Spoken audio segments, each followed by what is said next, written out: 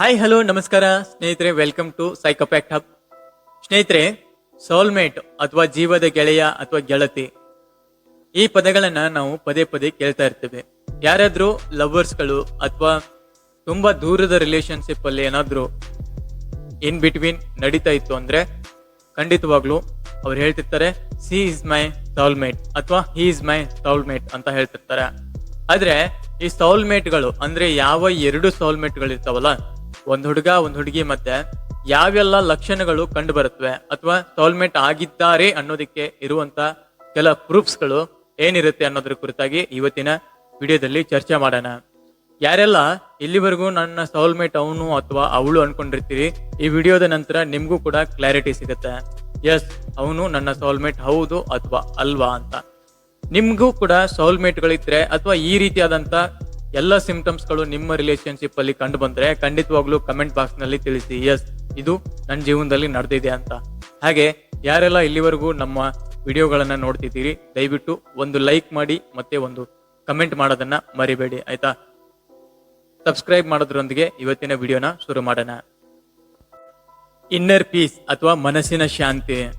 ಸ್ನೇಹಿತರೆ, ನಾವು ಬೇರೆಯವರೊಟ್ಟಿಗೆ ಮಾತನಾಡ್ತಾ ಇದ್ದಾಗ ಮನಸ್ಸಲ್ಲಿ ಏನೋ ದುಗುಡ ಅಂತ ಇರುತ್ತೆ ಅಥವಾ ಒತ್ತಡ ಇರುತ್ತೆ, ಆಂಗ್ಸೈಟಿ ಫೀಲ್ ಮಾಡ್ತಾ ಇರ್ತೀವಿ. ಕೆಲವೊಮ್ಮೆ ಏನಪ್ಪ ಅವನ ಜೊತೆಗೆ ಮಾತನಾಡ್ತಾ ಇದ್ರೆ ಬೋರ್ ಆಗುತ್ತೆ, ಅಥವಾ ಅವನ ಜೊತೆಗೆ ಮಾತನಾಡ್ತಾ ಇದ್ರೆ ನನಗೆ ಯಾಕೋ ಕೋಪ ತಡ್ಕೊಳಕ್ಕಾಗಲ್ಲ, ಅವ್ನ ಮಾತ್ ಕಂಡ್ರೆ ನನಗೆ ಸರಿ ಅನ್ಸಲ್ಲ, ಅವ್ನ ಮಾತನ್ನಾಡ್ತಾ ಇದ್ರೆ ನನಗೆ ಕೋಪ ತಡ್ಕೊಳಕ್ಕಾಗಲ್ಲ, ಅವ್ನ ಮಾತಂದ್ರೇನೆ ನನಗೆ ದ್ವೇಷ ಅನ್ನಿಸ್ತಾ ಇರುತ್ತೆ. ಆದ್ರೆ ಸೋಲ್ಮೇಟ್ಗಳು ಅಥವಾ ಸೋಲ್ಮೇಟ್ ನಮ್ ಜೊತೆಗೆ ಇದ್ರು ಅಂದ್ರೆ ಅವ್ರು ಮಾತನಾಡಿದ್ರು ಕೂಡ ಕಾಮ್ ಆಗಿ ಫೀಲ್ ಮಾಡ್ತೀವಿ. ನಮ್ಮ ನರಗಳ ಸಿಸ್ಟಮ್ ಕೂಡ ಕೂಲ್ ಆಗಿ ಕೆಲಸ ಮಾಡ್ತಾ ಇರತ್ತೆ, ಮತ್ತೆ ಉದ್ವೇಗಕ್ಕೆ ಒಳಗಾಗಲ್ಲ. ಅವ್ರು ಏನೇ ಅಂದ್ರೂ ಕೂಡ ನಾವು ಕಾಮ್ ಆಗಿ ರಿಸೀವ್ ಮಾಡ್ಕೊಂತೀವಿ. ಹಾಗೆ ಭಾವನೆಗಳು ತುಂಬಾ ಸ್ಯಾಚುರೇಷನ್ ಪಾಯಿಂಟ್ ನ ಮೀರಿರುತ್ತೆ. ಅವ್ರು ಸೈಲೆಂಟ್ ಆಗಿದ್ರು ಕೂಡ ಖುಷಿಯಾಗಿ ಫೀಲ್ ಮಾಡ್ತಾ ಇರ್ತೀವಿ, ನಕ್ರು ಖುಷಿಯಾಗಿರ್ತೀವಿ. ಅವ್ರು ನಮ್ಮೊಟ್ಟಿಗೆ ಇದ್ರೆ ಸಾಕು, ಜಗತ್ತೇ ಬೇಡ ಅನ್ನೋ ರೀತಿಯಲ್ಲಿ ಫೀಲ್ ಆಗತ್ತೆ. ಅವ್ರು ಏನೇ ಹೇಳಿದ್ರು ಕೂಡ ಅಷ್ಟೇ ಕ್ಯಾಜುವಲ್ ಆಗಿ ತಗೊಳ್ತೀವಿ. ಕೋಪ ಮಾಡ್ಕೊಂಡಿದ್ದಾಗ್ಲೂ ಕೂಡ ನಾವು ಅವ್ರ ಕೋಪನೂ ಕೂಡ ತುಂಬಾ ಕೂಲ್ ಆಗಿ ಹ್ಯಾಂಡಲ್ ಮಾಡ್ತೀವಿ. ಯಾಕೆಂದ್ರೆ ಅವರು ನಮ್ಮ ಸೋಲ್ಮೇಟ್ ಆಗಿರೋದಕ್ಕೆ 80 to 90% ಗ್ಯಾರಂಟಿಡ್ ಆಗಿರ್ತಾರೆ. ಅದಕ್ಕೆ ಸೈಕಾಲಜಿ ರಿಸರ್ಚ್ ಗಳು ಹೇಳ್ತವೆ, ಯಾವುದೇ ವ್ಯಕ್ತಿ ನಮ್ ಜೊತೆಗೆ ಇದ್ದಾನೆ ಅಥವಾ ನಮ್ ಜೊತೆಗೆ ಮಾತನಾಡ್ತಾ ಇದ್ದಾನೆ ಅಂತಂದ್ರೆ ಯಾವಾಗ ನಮ್ಮ ಮನಸ್ಸು ಆ ವ್ಯಕ್ತಿಯ ವ್ಯಕ್ತಿತ್ವವನ್ನು ನೋಡ್ದೇನೆ ಆ ವ್ಯಕ್ತಿಯ ಮಾತುಗಳಿಂದ ಶಾಂತಿಯನ್ನ ಹುಡುಕೊಳ್ತೀವಿ ಅಂತಂದ್ರೆ ಆ ಪರ್ಸನ್ ನಮ್ಗೆ ಸರಿಯಾದಂತ ಸೋಲ್ಮೇಟ್ ಆಗಕ್ಕೆ ಲಾಯಕ್ಕು ಅಂತ ಹೇಳುತ್ತೆ. ಹಾಗೆ ಆ ಸೋಲ್ಮೇಟ್ ಆಗಿರುವಂತ ವ್ಯಕ್ತಿ ನಮ್ ಜೊತೆ ಮಾತನಾಡ್ತಾ ಇದ್ರೆ ನಮ್ ನರ್ವ್ ಸಿಸ್ಟಮ್ ಕೂಡ ತುಂಬಾ ಕೂಲ್ ಆಗಿ ಕೆಲಸ ಮಾಡ್ತಾ ಇರುತ್ತೆ.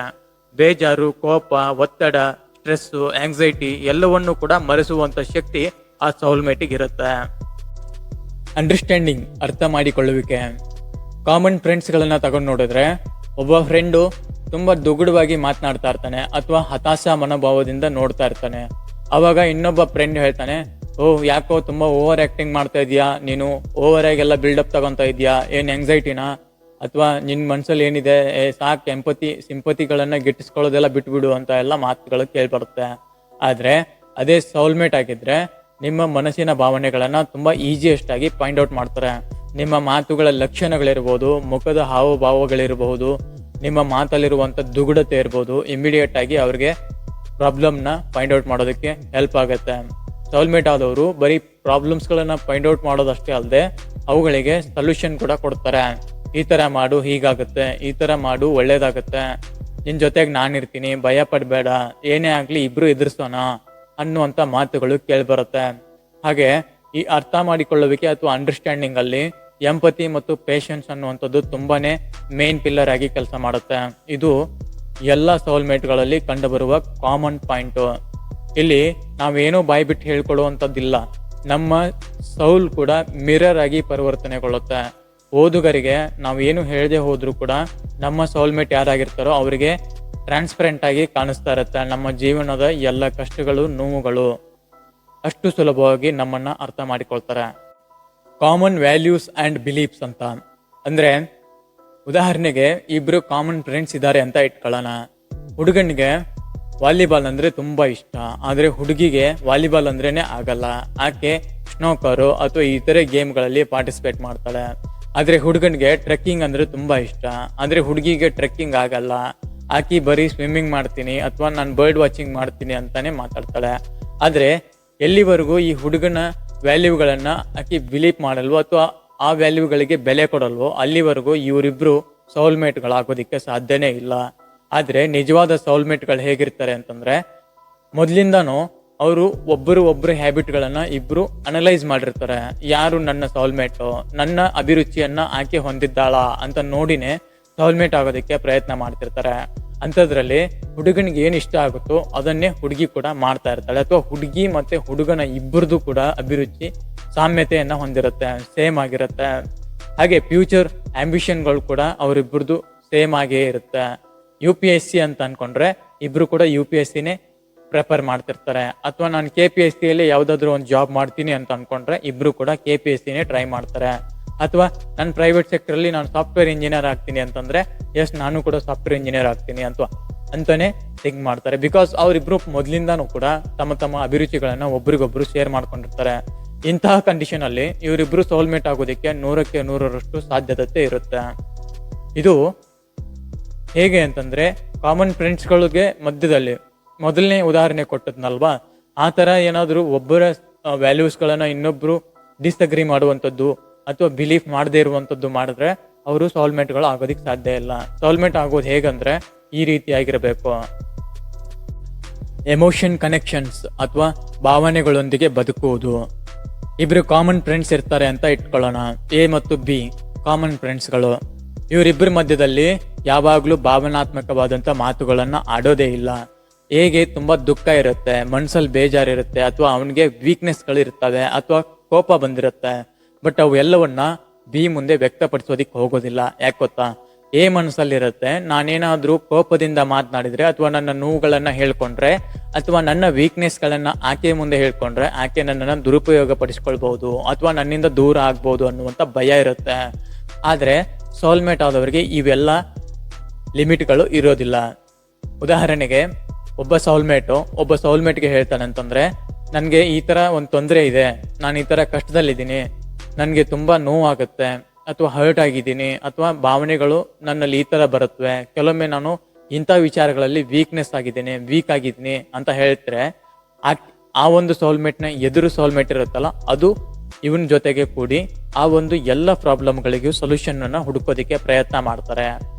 ಹಾಗೆ ಈ ಸೋಲ್ಮೇಟ್ಗಳ ಮಧ್ಯದಲ್ಲಿ ಯಾವಾಗ್ಲೂ ನೋಡ್ತಾ ಇರ್ಬೋದು, ಕೋಪ, ನಗು, ಮನಸ್ತಾಪ, ದುಃಖ, ಅಸೂಯೆಗಳು ಇವೆಲ್ಲವೂ ಕಾಮನ್ ಆಗಿ ವ್ಯಕ್ತಪಡಿಸ್ತಾ ಇರ್ತಾರೆ. ಯಾಕಂದ್ರೆ ಮನಸ್ಸಲ್ಲಿ ಯಾವುದನ್ನ ಮುಚ್ಚಿಟ್ಕೊಳಕ್ ಹೋಗಲ್ಲ. ಯಾಕೆಂದ್ರೆ ಕರುಣೆ, ಸಹನೆ ಮತ್ತೆ ಕ್ಷಮೆ ಅನ್ನುವಂಥದ್ದು ಈ ಮೂರು ಅಂಶಗಳು ಅವರಿಬ್ಬರಲ್ಲಿ ತುಂಬಾನೇ ಇರುತ್ತೆ. ನಾನು ತಪ್ಪು ಮಾಡಿದ್ರೆ ಆಕೆ ನನ್ನನ್ನು ಕ್ಷಮಿಸ್ತಾಳೆ ಅಥವಾ ಅವನು ತಪ್ಪು ಮಾಡಿದ್ರೆ ನಾನು ಅವನನ್ನ ಕ್ಷಮಿಸ್ತೀನಿ ಅನ್ನುವಂಥ ಮೈಂಡ್ ಸೆಟ್ ಇರುತ್ತೆ. ಇದೇ ಭಾವನೆಗಳು ಅಥವಾ ಇದೇ ಮ್ಯೂಚುವಲ್ ಅಂಡರ್ಸ್ಟ್ಯಾಂಡಿಂಗ್ಗಳು ಅವರಿಗೆ ಪಿಲ್ಲರ್ ಆಗಿ ಕೆಲಸ ಮಾಡುತ್ತೆ. ಸಾಯೋವರೆಗೂ ಅವರು ಜೊತೆಯಾಗಿರ್ತಾರೆ. ಇಲ್ಲಿ ಹೆಣ್ಣಾಗ್ಲಿ ಗಂಡಾಗ್ಲಿ ಸೋಲ್ಮೇಟ್ ಆಗಿದ್ದಾಗ ಕ್ಷಮೆಯ ಧರಿತ್ರಿ ಅನ್ನುವಂಥ ಪಾತ್ರವನ್ನ ಇಬ್ರು ಕೂಡ ಅವಲಂಬಿಸಿರ್ತಾರೆ. ಗ್ರೋತ್ ಮೈಂಡ್ ಸೆಟ್ ಟುಗೆದರ್ ಅಂತಂದ್ರೆ ಇಬ್ಬರ ಮನಸ್ಸಲ್ಲೂ ಕೂಡ ಒಂದೇ ರೀತಿಯಾದಂಥ ಭಾವನೆಗಳಿರುವಂಥದ್ದು, ಗ್ರೋತ್ನ ಉದ್ದೇಶಿಸಿ. ಉದಾಹರಣೆಗೆ ಕಾಮನ್ ಫ್ರೆಂಡ್ಸ್ ಇರ್ತಾರೆ A ಮತ್ತು B. ಈ A ತುಂಬಾ ಶಾರ್ಪ್ ಆಗಿರ್ತಾನೆ, B ಒಂಚೂರು ಡಲ್ ಆಗಿರ್ತಾರೆ. ಏನ ಯಾವಾಗ್ಲೂ ನೋಡಿ ಹೊಟ್ಟೆ ಕಿಚ್ಚು ಪಡ್ತಿರ್ತಾರೆ, ನೀನು ಅಷ್ಟು ಓದ್ತೀಯ, ನಿನ್ಗೆ ಇಷ್ಟು ಪರ್ಸೆಂಟೇಜ್ ಇದೆ, ನೀನು ಈ ತರ ಎಲ್ಲ ಆಕ್ಟಿವಿಟಿಗಳನ್ನ ಮಾಡ್ತೀಯ, ನನ್ನ ಕೈಲಿಂದ ಆಗಲ್ಲ. ಆದ್ರೂ ಕೂಡ ಅವನನ್ನ ಯಾವಾಗ್ಲೂ ತುಚ್ಛವಾಗಿ ನೋಡುವಂಥದ್ದು ಅಥವಾ ಕೀಳಿರಿಮೆಯಿಂದ ಕಾಣಿಸ್ಬೇಕು ಅಂತ ಕನಸು ಕಾಣ್ತಾ ಇರ್ತಾರೆ. ಆದ್ರೆ ಸೋಲ್ಮೇಟ್ಗಳು ಬರೀ ಪ್ರೀತಿ ಮಾಡೋದಷ್ಟೇ ಅಲ್ಲ, ಅವರ ಇಬ್ಬರ ನಡುವೆ ಕೂಡ ಒಂದು ಗ್ರೋತ್ನ ಡಿಸ್ಟ್ರಿಬ್ಯೂಟ್ ಮಾಡ್ತಾ ಇರ್ತಾರೆ. ಅವನ ಕೈಲಾದಷ್ಟು ಅವನು ಆಕೆಗೆ ಮೋಟಿವೇಟ್ ಮಾಡ್ತಾ ಇರ್ತಾನೆ, ಆಕೆ ಕೈಲಾದಷ್ಟು ಅವನಿಗೆ ಮೋಟಿವೇಟ್ ಮಾಡ್ತಾ ಇರ್ತಾರೆ. ಫಾರ್ ಎಕ್ಸಾಂಪಲ್, ಒಂದು ಎಕ್ಸಾಮ್ಗೆ ಪ್ರಿಪೇರ್ ಮಾಡ್ತಿರ್ತಾರೆ ಅಂತ ಇಟ್ಕೊಳ್ಳೋಣ. ಆ ಎಕ್ಸಾಮ್ಗೆ ನನ್ನ ಕೈಲಿಂದ ಓದಕ್ಕಾಗಲ್ಲ ಕಣೆ, ಸಾರಿ, ರಾತ್ರಿ ಎಲ್ಲ ನಿದ್ರೆಗೆಟ್ಟು ಓದ್ಬೇಕು ಅಂತಂದ್ರೆ ಆಕೆ ಹೇಳ್ತಾಳೆ, ಇಲ್ಲ ಕಣು, ನಿನ್ನ ಕೈಲಿಂದ ಎಲ್ಲ ಸಾಧ್ಯ, ನೀನು ತುಂಬಾ ಶಕ್ತಿವಂತ ಇದೆಯಾ, ಸಾಮರ್ಥ್ಯವಂತ ಇದೆಯಾ, ನಿನ್ನ ಮೈಂಡ್ ಪವರ್ ತುಂಬಾ ಸ್ಟ್ರಾಂಗ್ ಆಗಿದೆ, 2 ಸರ್ತಿ ಓದ್ಬಿಟ್ರೆ ನೀನು ಕಂಪ್ಲೀಟ್ ಆಗಿ ನೆನ್ಪಿಟ್ಕೊಂತೀಯ, ನಾನು ನಿನಗೆ ಸಪೋರ್ಟ್ ಆಗಿ ನಿಂತ್ಕೊಂತೀನಿ, ರಾತ್ರಿ ಎಲ್ಲ ನೀನು ಓದು, ನಾನು ಕಾಫಿ ಟೀ ಮಾಡ್ಕೊಡ್ತೀನಿ, ನಾನು ಕೂಡ ಓದ್ತೀನಿ, ಇಬ್ರು ಒಟ್ಟಿಗೆ ಎಕ್ಸಾಮ್ ಬರೆಯೋಣ, ನೋಡು ಬೇಕಾದ್ರೆ ನೀನು ರಿಸಲ್ಟ್ ಅಲ್ಲಿ ನೀನೇ ಟಾಪರ್ ಆಗಿರ್ತೀಯ ಅನ್ನುವಂಥ ಮಾತುಗಳನ್ನೆಲ್ಲ ಆ ಸೋಲ್ಮೇಟ್ಗಳು ಮಾತನಾಡ್ತಾ ಇರ್ತವೆ. ಇಬ್ರು ಗ್ರೋತ್ನ ಬಯಸ್ತಾ ಇರ್ತಾರೆ. ಆಕೆಯ ಗ್ರೋತ್ನ ಈತ ಅಂದ್ರೆ ಹುಡುಗ ಬಯಸಿದ್ರೆ ಹುಡುಗಿ ಹುಡುಗನ ಗ್ರೋತ್ನ ಬಯಸ್ತಾ ಇರ್ತಾರೆ. ಒಟ್ಟಿನಲ್ಲಿ ಇಬ್ಬರದು ಬಾಂಡಿಂಗು ತುಂಬಾನೇ ಮ್ಯೂಚುವಲ್ ಆಗಿರುತ್ತೆ. ಮತ್ತೆ ಇತರೆ ಸ್ಕಿಲ್ಗಳು, ಕರಿಕ್ಯುಲರ್ ಆಕ್ಟಿವಿಟೀಸ್ಗಳಲ್ಲಿ ಕೂಡ ತಮ್ಮನ್ನ ತಾವು ತೊಡಗಿಸ್ಕೊಂಡಿರ್ತಾರೆ. ಬೆಳಿಗ್ಗೆ ಬೇಗ ಏಳೋ, ನೀನು ಬೇಗ ಎದ್ದು ಜಾಗಿಂಗ್ ಎಲ್ಲ ಹೋಗು, ಬಾಡಿನ ಸ್ಟಿಪ್ ಆಗಿಟ್ಕೋ, ಬಿಲ್ಡ್ ಮಾಡು, ಹಾಗೆ ಹೀಗೆ. ಮತ್ತೆ ಸ್ವಿಮ್ಮಿಂಗ್ ಕಲಿಯೋ, ನೀನು ಯಾವಾಗ ಕಲಿತೀಯಾ, ನನ್ನ ಹುಡುಗಿ ಅಂತ ಹುಡುಗಿನೇ ಕಲಿತಿದ್ದೀನಿ, ನಿನ್ನ ಕಲಿಯೋಕ್ಕಾಗಲ್ವಾ? ಆ ಥರ ಎಲ್ಲ ಮಾತುಗಳನ್ನ ಇಬ್ರು ಕೂಡ ಆಡ್ತಾ ಇರ್ತಾರೆ. ಈ ಒಂದು ಮ್ಯೂಚುವಲ್ ಅಂಡರ್ಸ್ಟ್ಯಾಂಡಿಂಗ್ ಮತ್ತೆ ಗ್ರೋತ್ ಎಕ್ಸ್ಪೆಕ್ಟೇಷನ್ ಇರುತ್ತಲ್ವಾ, ಇದು ಲಾಂಗ್ ಟರ್ಮ್ಗೆ ಅವ್ರನ್ನ ತುಂಬಾ ದೂರಕ್ಕೆ ಕರ್ಕೊಂಡು ಹೋಗುತ್ತೆ. ಇವರಿಬ್ರು ಕೂಡ ಕೊನೆವರೆಗೂ ಸೋಲ್ಮೇಟ್ ಆಗೇ ಇರ್ತಾರೆ. Unconditional acceptance, trust and loyalty ಅಂದ್ರೆ, ಫಾರ್ ಎಕ್ಸಾಂಪಲ್ ಕಾಮನ್ ಫ್ರೆಂಡ್ಸ್ ಅಲ್ಲಿ ನೋಡೋದಾದ್ರೆ, ಎ ಮತ್ತು ಬಿ ಫ್ರೆಂಡ್ಸು. ಎ ತಪ್ಪು ಮಾಡಿರ್ತಾನೆ, ಬಟ್ ಅದನ್ನ ಮುಚ್ಚಿಟ್ಕೊಳಕ್ ಆಗಿರಲ್ಲ, ಬಟ್ ಅದನ್ನ ಹೋಗಿ ಬಿ ಮುಂದೆ ಹೇಳ್ತಾನೆ. ಬಿ ಆವಾಗ ಕ್ಯಾತೆ ತೆಗಿಯುತ್ತೆ. ಉದಾಹರಣೆಗೆ, ನನಗೆ ಗೊತ್ತಿಲ್ಲದೇನೆ ಈ ತರ ಎಲ್ಲ ಮಾಡ್ತೀಯ ನೀನು, ಒಂದ್ ವೇಳೆ ನನ್ನ ಹಿಂದೆ ಇನ್ನೂ ಎಷ್ಟು ಆಟ ಆಡಿರಬಹುದು, ಇದಕ್ಕೆಲ್ಲ ನೀನೇ ಕಾರಣ, ಇದೆಲ್ಲ ನಿನ್ನಿಂದನೇ ಆಗಿರೋದು, ಸೊ ನಾವ್ ಇನ್ಮುಂದೆ ಮುಂದುವರಿಯಕ್ಕಾಗಲ್ಲ, ಬ್ರೇಕಪ್, ಅಥವಾ ನಿನ್ ಮೇಲೆ ನನಗೆ ನಂಬಿಕೆನೆ ಹೊರಟೋಯ್ತು, ನೀ ನನ್ನ ಜೊತೆಗೆ ಇರಬಾರ್ದು, ನಾನು ನಿನ್ನನ್ನು ಹೈಲಿ ಅವಾಯ್ಡ್ ಮಾಡ್ತೀನಿ ಅನ್ನುವಂಥ ಮಾತುಗಳನ್ನ ಕೇಳ್ತೀವಿ. ಬಟ್ ಈ ಸೋಲ್ಮೇಟ್ಗಳಲ್ಲಿ ಆ ಥರ ಇರಲ್ಲ. ಸೋಲ್ಮೇಟಲ್ಲಿ ಏನೇ ತಪ್ಪು ನಡೆದಿದ್ರು ಅಥವಾ ಏನೇ ಒಂದು ಅಚಾತುರ್ಯ ನಡೆದೋದ್ರು ಇಮಿಡಿಯೇಟ್ ಆಗಿ ಹೋಗಿ ಒಬ್ರಿಗೊಬ್ರು ಹೇಳ್ಕೊಂತಾರೆ. ಹೇಳ್ಕೊಂಡ್ಮೇಲೆ ಅದರ ಹಿಂದಿನ ಕಾರಣಗಳೇನು, ಗೊತ್ತಿದ್ದು ಆಗಿದೆಯಾ, ಗೊತ್ತಿಲ್ಲದೆ ಆಗಿದೆಯಾ, ಅಥವಾ ಏನಾರು ಇದ್ರ ಹಿಂದಿಂದು ಎಕ್ಸ್ಕ್ಯೂಸ್ ಅನ್ನುವಂಥದ್ದು ಇಬ್ಬರಲ್ಲೂ ಕೂಡ ಕಾಮನ್ ಆಗಿರುತ್ತೆ. ಆಕೆ ತಪ್ಪು ಮಾಡಿದ್ರೆ ಅವನು ಕ್ಷಮಿಸ್ತಾನೆ, ಅವನು ತಪ್ಪಾಗಿದ್ರು ಕೂಡ ಆಕೆ ಕ್ಷಮಿಸ್ತಾಳೆ. ಬಿಕಾಸ್ ಅಲ್ಲಿ ಟ್ರಸ್ಟ್ ಅನ್ನುವಂಥದ್ದು ಬಿಲ್ಡ್ ಆಗಿರುತ್ತೆ, ಲಾಯಲ್ಟಿ ಅನ್ನುವಂಥದ್ದು ಇರುತ್ತೆ. ನಮ್ಮ ಹುಡುಗ ಏನ್ ಮಾಡಿದ್ರು ಕೂಡ ಯೋಚನೆ ಮಾಡಿರ್ತಾನೆ. ಒಂದ್ ವೇಳೆ ಅವ್ನಿಗೆ ಗೊತ್ತಾಗದೆ ಆಗಿದ್ರೆ ಅದು ತಪ್ಪು, ಅದನ್ನು ಕೂಡ ನಾನು ಕ್ಷಮಿಸ್ಬೇಕು. ಇನ್ನೊಂದ್ ಸರ್ತಿ ನಾನು ಈ ತಪ್ಪನ್ನ ಕ್ಷಮಿಸ್ದೆ ಹೋದ್ರೆ ಮುಂದೆ ಇವನು ಈ ತಪ್ಪಿಂದ ಪಾರಾಗೋದಕ್ಕೆ ಇನ್ನೊಂದು ತಪ್ಪನ್ನ ಮಾಡ್ಬೇಕಾಗತ್ತೆ, ಬೇಡ. ಅದಕ್ಕೆ ಈ ತಪ್ಪನ್ನ ಇಲ್ಲಿಗೆ ಮುಚ್ಚಿಬಿಡೋಣ ಅಥವಾ ಕ್ಷಮಿಸಿ ಅವನಿಗೆ ಮತ್ತೊಂದು ಅವಕಾಶ ಕೊಡೋಣ ತಿದ್ಕೊಳ್ಳೋದಕ್ಕೆ ಅನ್ನುವಂಥ ಮೈಂಡ್ ಸೆಟ್ ಇರುತ್ತೆ.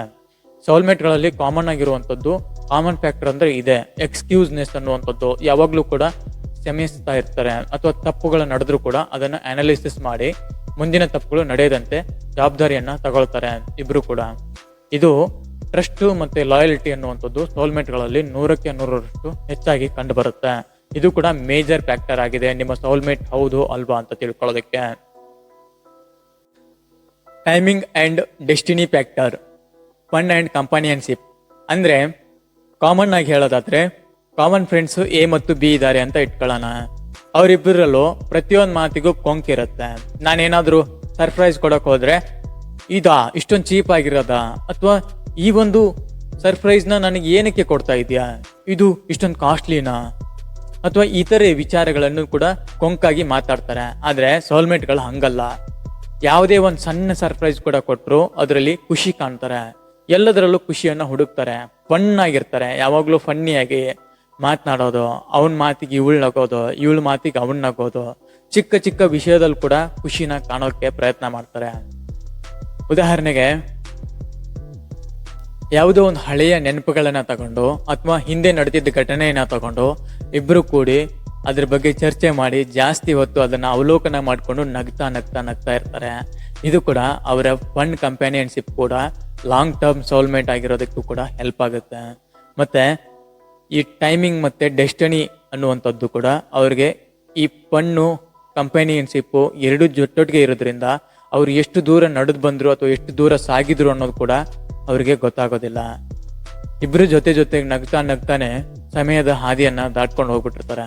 ಇಬ್ಬರಿಗೂ ಕೂಡ ಸಮಯದ ಅರಿವೇ ಇರೋದಿಲ್ಲ. 10 ವರ್ಷ ಕಳೆದ್ರು ಕೂಡ 2 ವರ್ಷದ ರಿಲೇಶನ್ಶಿಪ್ ತರಾನೇ ಕಾಣಿಸ್ತಾ ಇರುತ್ತೆ. ಈ ಎಲ್ಲ ಇನ್ಕ್ಲೂಡ್ ಮಾಡ್ಕೊಂಡಾಗ ಅನ್ಸುತ್ತೆ ಸೋಲ್ಮೇಟ್ಗಳು ಯಾರು, ನಮ್ಮ ಜೊತೆಗೆ ಏನೆಲ್ಲ ಬಿಹೇವ್ ಮಾಡ್ತಿದ್ದಾರೆ, ಇದರ ಆಧಾರದ ಮೇಲೂ ಕೂಡ ನಾವು ಸೋಲ್ಮೇಟ್ಗಳನ್ನ ಕಂಡುಹಿಡಿಯಬಹುದು, ಸರಿಯಾದ ಸೋಲ್ಮೇಟ್ ಇವರೇನಾ ಅಂತ. ಸ್ನೇಹಿತರೆ, ಈ ವಿಡಿಯೋ ನಿಮಗೆ ಹೇಗೆ ಅನ್ನಿಸ್ತು? ಈ ವಿಡಿಯೋದಲ್ಲಿ ಹೇಳಿರುವಂಥ ಎಲ್ಲ ಲಕ್ಷಣಗಳು ಕೇವಲ ಸೋಲ್ಮೇಟ್ಗಳ ಮಧ್ಯದಲ್ಲಿ ಮಾತ್ರ ನಡೆಯುತ್ತೆ. ಹಾಗಾಗಿನೇ ನೀವು ಸೋಲ್ಮೇಟ್ಗಳಾಗಿದ್ರೆ ಖಂಡಿತವಾಗ್ಲೂ ನಿಮ್ಮ ಲೈಫಲ್ಲಿ ಯಾವ ರೀತಿಯಾದಂಥ ಲಕ್ಷಣವನ್ನು ಕಂಡಿದ್ದೀರಿ, ಅಥವಾ ಈ ಮೇಲೆ ಹೇಳಿರುವಂಥ 7 ಲಕ್ಷಣಗಳಲ್ಲಿ ಯಾವ ಲಕ್ಷಣ ನಿಮಗೆ ಮ್ಯಾಚ್ ಆಗುತ್ತೆ ಅಂತ ಕಮೆಂಟ್ ಬಾಕ್ಸ್ನಲ್ಲಿ ತಿಳಿಸಿ. ಹಾಗೆ ನಿಮಗೆ ಸೋಲ್ಮೇಟ್ಗಳಿದ್ರೆ ಖಂಡಿತವಾಗ್ಲೂ ಐ ಹ್ಯಾವ್ ಎ ಸೋಲ್ಮೇಟ್ ಅಂತ ಕಮೆಂಟ್ ಮಾಡಿ. ನಿಮ್ಮ ಒಂದು ಲೈಕ್ ಮತ್ತು ಕಮೆಂಟ್ ಮತ್ತು ಒಂದು ಶೇರ್ ನಮಗೆ ಹೆಚ್ಚು ಪ್ರೋತ್ಸಾಹ ನೀಡುತ್ತೆ. ಇನ್ನು ಮುಂದಿನ ದಿನಗಳಲ್ಲಿ ಇದಕ್ಕಿಂತ ಒಳ್ಳೆಯದಾದಂಥ ಸೈಕಾಲಜಿಕಲ್ ವಿಡಿಯೋಗಳನ್ನ ತರೋದಕ್ಕೆ ನಾವು ಪ್ರಯತ್ನ ಮಾಡ್ತೀವಿ. ಇಲ್ಲಿವರೆಗೂ ಯಾರೆಲ್ಲ ವಿಡಿಯೋನ ನೋಡಿದಿರಿ ದಯವಿಟ್ಟು ಸಬ್ಸ್ಕ್ರೈಬ್ ಮಾಡ್ಕೊಳ್ರಿ ಮತ್ತೆ ಲೈಕ್ ಮಾಡಿ. ಮುಂದಿನ ವಿಡಿಯೋದಲ್ಲಿ ಮತ್ತೆ ಸಿಗೋಣ. ನಮಸ್ಕಾರ. ವಂದೇ ಭಾರತ ಮಾತರಂ.